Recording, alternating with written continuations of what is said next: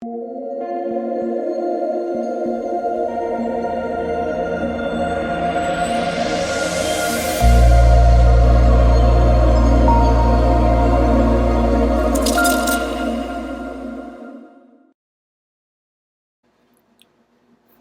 what is going on, guys? It's DK. Back at you with another video here. It's regarding the Tour Championship Tournament that starts on Friday for East Lake Ending.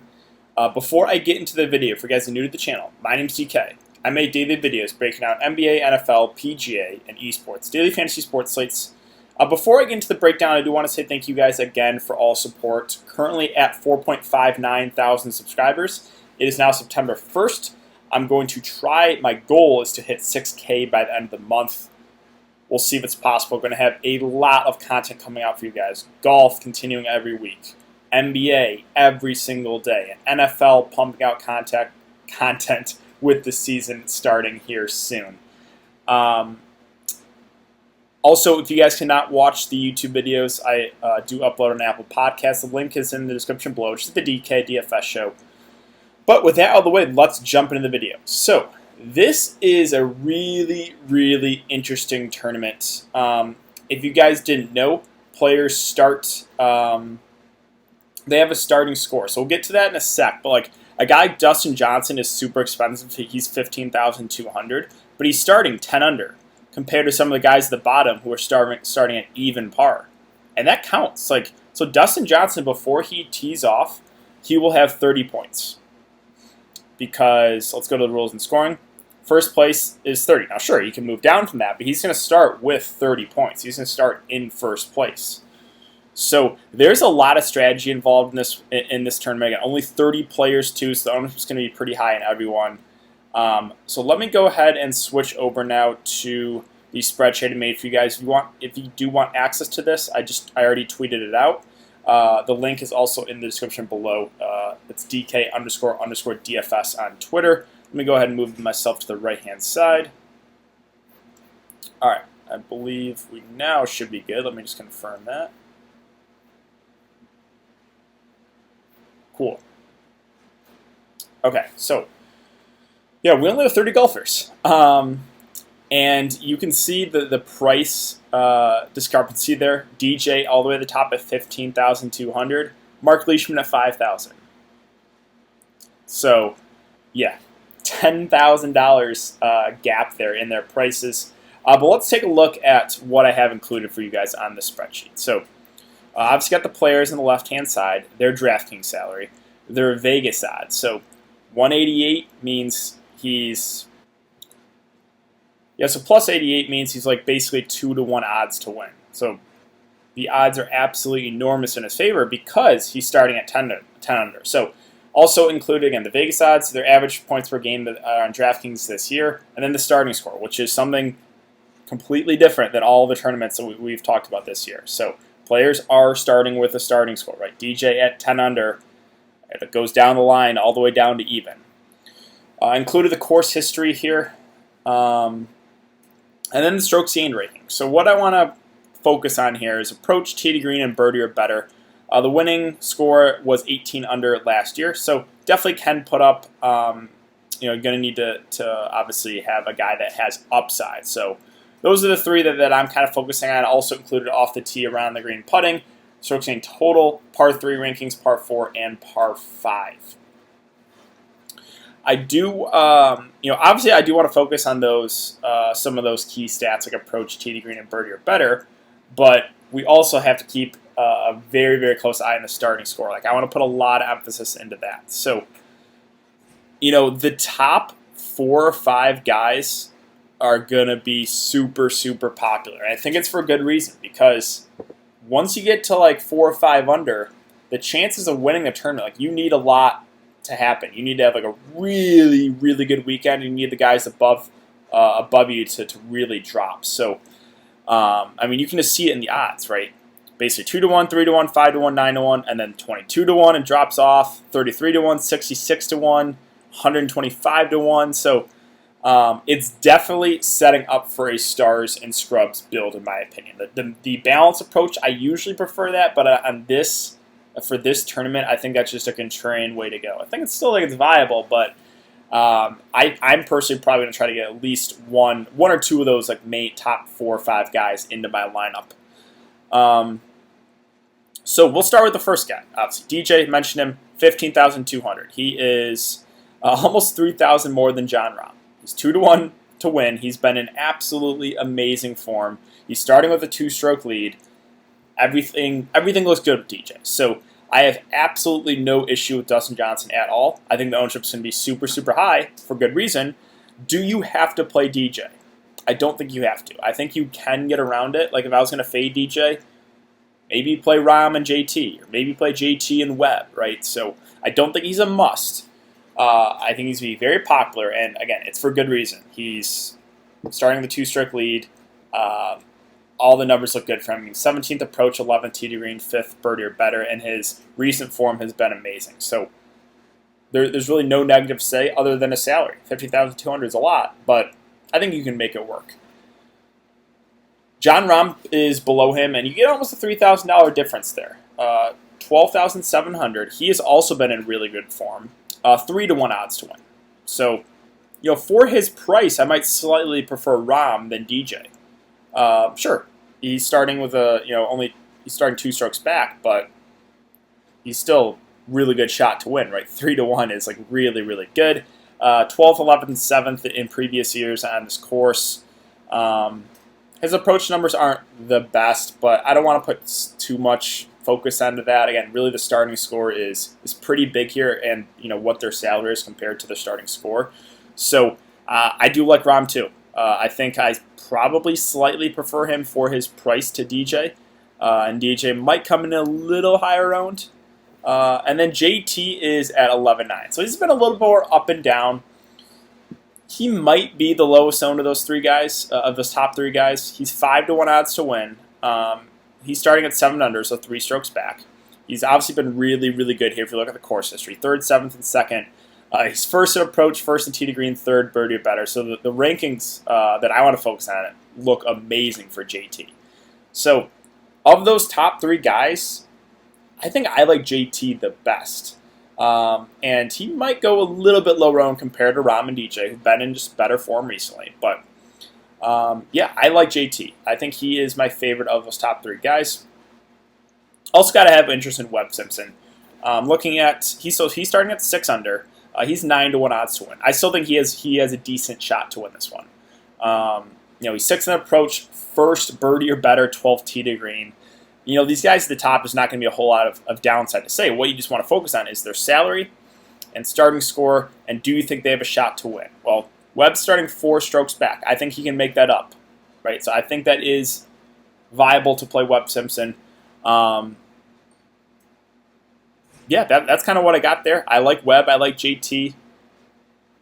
I mean, obviously, like Jon Rahm and DJ. I really think you're probably going to want 2 of those top 4 or 5 guys, unless you're just getting super, super contrarian. So yeah, I mean, all 4 are going to be really high owned. For their prices, I might give the edge there to JT and Webb, just to get a little bit different, right? Because I feel like Rahm and DJ will get a little bit more ownership. Morikawa's at 10-4. This is obviously he's like a rookie, so he hasn't played here yet. But another guy that's been in really, really good form. Now he's 22-1 odds to win. He's starting 5 under, so 5 strokes back. He's 2nd approach, 4th tee to green. I mean, 26 birdie or better. Morikawa's been in really, really good form. So I think Morikawa's viable, but I think I give the edge to Webb. I think I give the edge to JT. Not saying Morikawa's out of play. I just think I slightly prefer the guys above him. Bryson's at 10-1. So Bryson's a guy that kind of is a little bit more boom or bust recently. The upside is obviously really high on him, but he does have a somewhat low floor, I guess, for a golfer. He's starting at 4 under, 6 strokes back. It's getting tricky now because it's like 6 strokes. He can do it, but it's going to be tough. He's going to need to have a really good weekend and need the guys above him to struggle. So Bryson is just a contrarian option for me. Obviously not a great approach player. Yeah, I just think I like the guys a bit above him more. Rory's at 9.7, another contrarian play in my opinion for his price. So you got to take the price in consideration of the starting score. He's 3 under, and he's still 9.7. Like, that's a lot, and Rory hasn't really been in the best form. I know he won it last year, but I just think that makes him like a really contrarian play. Hideki's at 9.3.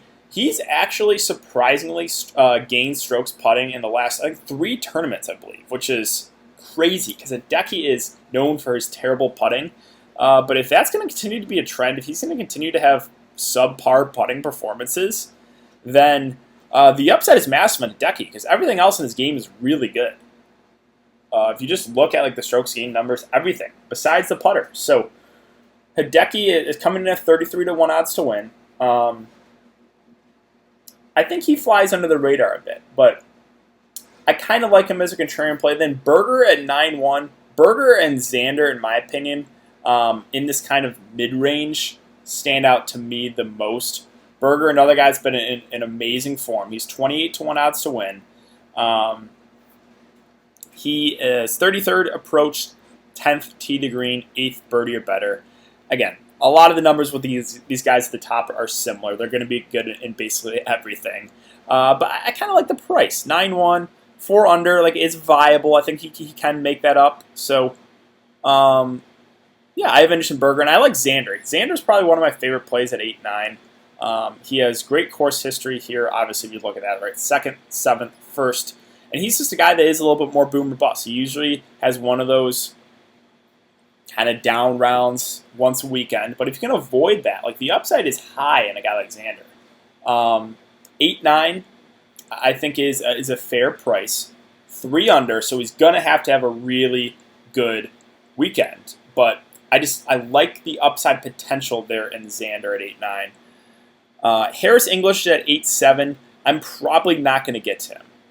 I know he's been in relatively good form here, but I would rather get to Xander. I'd rather get to Daniel Berger. He's coming in at 66 to 1 odds to win, whereas Xander is 22. Huge difference there, right? In guys that are only 200 in price. So I'm going to give edge to Xander and Berger there. Patrick Reed's a guy that I think is viable at 8-5. Starting at 3 under, just because he's a guy that is good birdie or better, right? He's 11th birdie or better. His numbers don't look amazing if you look at approach and tee to green. The 8.5 price point is fair, but again, more in the mid-range. I think I would give the edge to guys like Berger and Xander as opposed to Patrick Reed. Now, Finau, if you guys watch my golf videos, you know I love playing Tony Finau. He's coming in at 50 to 1 odds to win, 2 under, so he's going to have an amazing weekend to be contending for first. But I think it's possible. Like, he's been in pretty solid form. 7th, 15th, and 7th here. He's good birdie or better, tee to green approach. The numbers look good for him. 8.2K is a fair price for Finau. What I'm going for there is not necessarily a starting score, but his potential for the birdies. Right, he's this guy that is a birdie machine. It feels like. So I think he is a guy that could shoot up the leaderboard in the mid range. So I have interest in Tony Finau. Scheffler's at 7-9, probably not going to get to him. Probably not going to get to Brandon Todd either at 7-6. Sanjay's a fade for me at 7-3. So those like next 3 guys I'm probably not going to get to. Tyrell Hatton's at 7K. I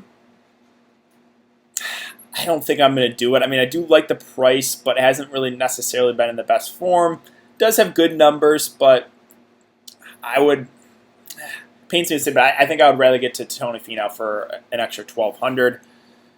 And then we get to the cheap guys. So let's talk about all these guys kind of in a bunch. We have Kisner at 6'8", Victor Hovland 6'6", Joaquin Niemann 6'3", Answer 6'1", Sebastian Munez at 5'9", Horschel 5'7", Lantos 5'6", Knott 5'4", Palmer 5'5", Palmer 5'4", Champ 5'3", Hughes 5'2", Cameron Smith 5'1", and Leishman 5K. So these cheaper guys are going to be popular. And the reason being, well, people are going to jam in the guys at the top. And I think that is probably the safe way to go, right? Because the odds really drop off after like these top 4 or 5 guys. They go from 9 to 1 in Webb to 22 to 1 odds, 22 to 1 with Morikawa, to 33 to 1 for Hideki, right? So I really think that this is setting up for the stars and scrubs approach. So I did mention some guys in the mid-range that I have interest in, right? A guy like Berger, Xander, Finau. But I think these cheaper guys are going to get some ownership because you have to fit those guys at the top in there. So who do I like kind of in this range? Well, Muniz is a guy that I think will get some ownership because he's starting at 3 under. Am I like super excited about that? I don't know. Not like I think I'd rather get to a guy like Joaquin Niemann or Abe Answer, even though they're starting a couple strokes back. Niemann at 2 under, Abe Answer at 1 under. I just think I like the upside a bit more with those guys. So Niemann at 6'3", Answer at 6'1". I think both those guys look pretty good here. Answer's kind of been struggling recently. The numbers don't look the best for him. Whereas Niemann's a guy that is a good approach player. He's 5th in approach, 20th tee to green, 48th birdie or better. For that price point, I think that stands out as a pretty good play. So I like Niemann. I like Abe Answer. Answer coming in at 250 to 1 odds to win. I just think he will not get like any ownership. Lantos, always a guy that I like playing. He's at 5'6", starting 2 under. So he is the cheapest guy starting in the 2 under range, right? Because you have 6'3" Niemann, you have 7'9" Scheffler, you have 8'2" Finau, and then you have 5'6" Lanto Griffin. So kind of like Lanto for his price. Again, he's the cheapest of the guys starting at 2 under. The numbers are fair for him, and I think he's a guy that could move up on the weekend. Na's always a risky target because I feel like he always is he's dealing with back issues almost like every week, it feels like. So I feel like he almost withdraws like every other week. 5'5" is playable. And again, these guys are going to get some ownership because people are just going to jam in the guys at the top. And then you have Palmer, Champ, Hughes, Smith, Leishman. I don't know if I'm going to go that cheap. Like, no one really stands out there below Na to me, like Palmer, Champ, Hughes, Smith, and Leishman. So that's kind of what I'm thinking. I know it's definitely a different slate, guys, but it's interesting. There's a lot of strategy involved here, a lot of different ways you can go. But my approach is I'm probably going to try to get at least 2 of these top guys into my lineup. And then, probably 1 or 2 in the mid-range. And then I'm looking, some of those cheap guys like a Niemann, Answer. Don't mind Hovland. I didn't mention him. I think he's viable, and maybe a guy like Lanto Griffin or a guy like Kevin Na. So basically mention everyone here. I know it's 30 golfers, so there's a lot of different ways you can go. Always go with your gut, too, guys. So the golf is super, super high variance. So if you feel strongly about a guy that I wasn't super high on, just play him. And that's really what I got. So thanks again, guys, for coming to check out the video. I really do appreciate it. If you guys are interested in NBA, NFL content, I will have an NBA video up for tomorrow's slate right after this. NFL going to continue to pump out videos. I already have an early look video as well as more in-depth, breakdowns of like the running backs, wide receivers for Week 1 as well. So thanks again, guys, and I will see you all later.